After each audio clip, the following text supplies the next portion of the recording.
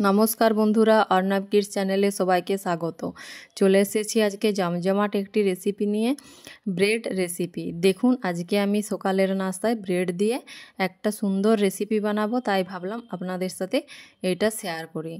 তাই স্কিপ না করে কিন্তু পুরো ভিডিওটা আপনারা দেখতে থাকুন আমি কিভাবে এই ব্রেড দিয়ে রেসিপিটা বানাই। তার জন্য এখানে আমি নিয়ে নিচ্ছি 3টে স্লাইস ব্রেড।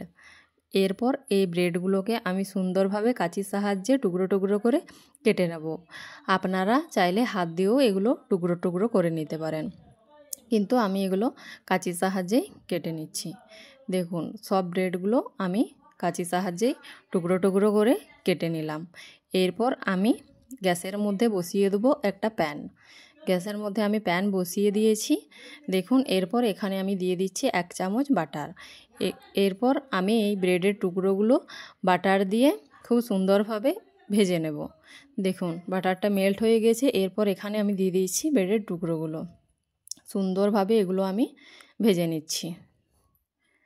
খুব বাটার দিলে একটা খুব সুন্দর স্মেল আসে, তার জন্য এটা কিন্তু আপনারা বাটার দিয়ে ভেজে নেবেন। চাইলে আপনারা কিন্তু এখানে ঘিও ব্যবহার করতে পারেন। এরপর এগুলো ভাজা হয়ে গেছে, আমি একটা প্লেটের মধ্যে নামিয়ে নিয়েছি। এরপর গ্যাসের মধ্যে আরও প্যান বসিয়ে দিয়েছি। এরপর এখানে দিয়ে দিলাম পরিমাণ মতো সাদা তেল।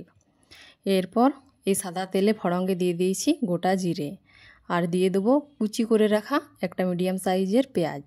এরপর এই পেঁয়াজগুলো খুব সুন্দরভাবে আমি ফ্রাই করে নেব।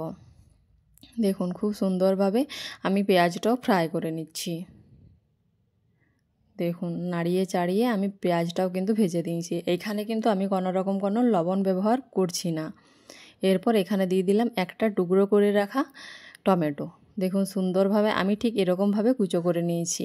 আপনাদেরকেও কিন্তু ঠিক এরকমভাবেই কুচো করে নিতে হবে। আর দিয়ে দিলাম ঝালের জন্য একটা কাঁচা লঙ্কা কুচি। আপনারা ঝালটা নিজেদের ইচ্ছে মতো দেবেন। আর দিয়ে দিলাম এখানে পরিমাণ মতো লবণ, অল্প পরিমাণে জিরের গুঁড়ো, আর দিয়ে দিচ্ছি অল্প পরিমাণে হলুদের গুঁড়ো, আর দিয়ে দেবো অল্প পরিমাণে লাল লঙ্কার গুঁড়ো। এরপর এগুলো সুন্দরভাবে আমি নাড়িয়ে নেব যতক্ষণ না এগুলো খুব সুন্দরভাবে মেল্ট হয়ে যাচ্ছে। দেখুন, সুন্দরভাবে এরপর আমি প্যাচুলার সাহায্যে নাড়িয়ে চাড়িয়ে নিচ্ছি। খুব সুন্দরভাবে আমার নাড়ানো হয়ে গেল। এরপর এখানে দিয়ে দেবো আমচুর পাউডার। আপনারা চাইলে এখানে চাট মশলাও ব্যবহার করতে পারেন, কিন্তু আমি এখানে আমচুর পাউডারই ব্যবহার করলাম। আমচুর পাউডার দিয়ে খুব সুন্দরভাবে নাড়িয়ে চাড়িয়ে মিশিয়ে নিলাম। এরপর এখানে দিয়ে দেবো টমেটো কেচাপ। দেখুন, প্রায় 2 চামচ মতো এখানে আমি টমেটো কেচাপ ব্যবহার করছি। এরপর খুব সুন্দরভাবে এটির সাথে আমি নাড়িয়ে চাড়িয়ে মিশিয়ে নিচ্ছি। এই রেসিপিটা কিন্তু খুব সহজেই রেডি হয়ে যায়, আর খেতেও কিন্তু অসাধারণ লাগে। আপনারা বানিয়ে একবার খাবেন, তাহলেই কিন্তু বুঝতে পারবেন।